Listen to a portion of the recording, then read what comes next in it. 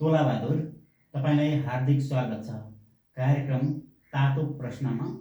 हामीले आज छलफल गर्ने विषय के रहेको छ भन्दा यो जलवायु परिवर्तन लगायतका विषय छन् हैन। पानी परिराखेको छैन, खडेरी परिराखेको अवस्था छ।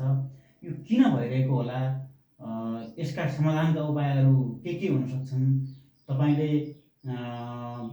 वट्न विश्वविद्यालयबाट विद्यावारिधि गरिसकेपछि यसका विषयमा अलिकति केही जानकारी गराइदिनुहुन्छ कि भन्ने विषयमा आज हामीले तपाईँलाई उपस्थित गराएका छौँ। कृपया आफ्नो भनाइ के छ राख्दिन हुन, मैले तपाईँलाई जानकारी गराएको छु। धन्यवाद। नमस्कार, मेरो नाम तोलाबहादुर खतिवडा।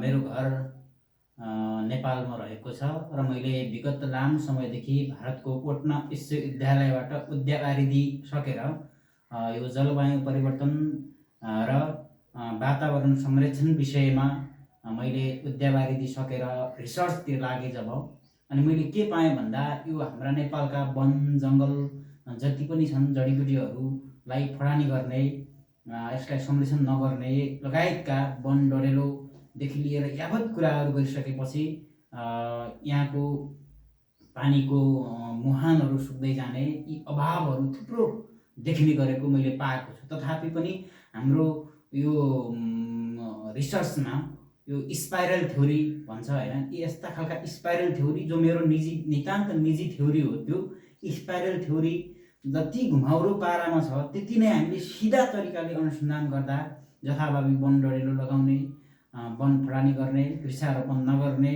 हैन, अब भू उपयोग पनि सही तरिकाले नगर्ने, विकास निर्माणका कामहरू लगायतका जो छन् यी कामहरू पनि तपाईको चाहिँ राम्रो तरिकाले नगर्ने हैन। अब जथाभावी डोजरको प्रयोगदेखि लिएर सारा कुरा गर्दाखेरि EIA DPR लगायतका काम नगरेर डोजरे विकास, अझ विकास पनि के भन्नु त्यसलाई, अब मेरो सिधा भाषामा भनिदिउँ तपाईँलाई, त्यो डोजर आतङ्क भनौँ। अब त्यो विकासको नाममा विनाश भएपछि त त्यसलाई डोजर आतङ्ककै रूपमा हामीले ठम्ब्याउनुपर्छ भन्ने कुरा हो। अब यो तोलाबहादुर रिसर्चरले के भन्छ भन्दा हामी जब वातावरण मैत्री विकास गर्दैनौँ, वातावरणलाई माया गर्दैनौँ र प्रकृति मैत्री अथवा प्रकृति प्रेमी हुँदैनौँ, तबसम्म प्रकृतिले हामीलाई विनाशतर्फ धकेल्छ हैन। प्रकृतिले पनि आफ्नो सन्तुलन मिलाउनकै लागि पनि विभिन्न खालका उसले चाहिँ चरणहरू ल्याएको हुन्छ। कहिलेकाहीँ अब आँधी हुरी तुफान लगायतका एवं विविध तरिकाले अझ भूकम्प बाढी पहिरो यी सबै खालका प्रकृतिको कारक तत्त्व भनेकै मानव हो भन्ने लाग्छ। र तपाईँले यो तोलाबहादुर रिसर्चको किताब पढ्नुभयो भने पनि त्यहाँभित्र पाउनुहुन्छ भन्ने मलाई लाग्छ। त्यही भएर कारणले यी सब कुराहरूलाई न्यूनीकरण गर्नका निम्ति स्वयं नागरिक त लाग्नुपर्छ नै पर्छ, तर पनि अब विभिन्न विषयका नागरिक समाज लगायतका मान्छेहरू नै यी कुराहरू तर्फ अघि बढ्नुपर्छ भन्ने लाग्छ मलाई हैन। सरकारले नीति निर्माणका कुरादेखि लिएर विकास निर्माणका कुराहरू पनि त्यहीतर्फ ल्याउनुपर्छ भन्ने मलाई लाग्छ।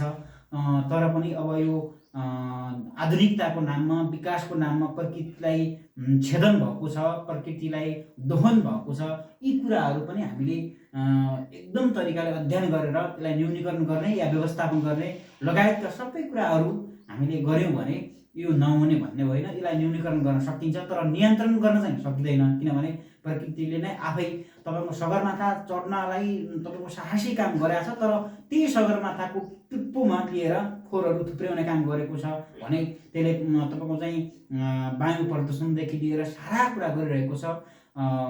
र यो विज्ञानले पनि के भन्छ भने विकास गर्नका लागि केही विनाश ल्याउनुपर्छ।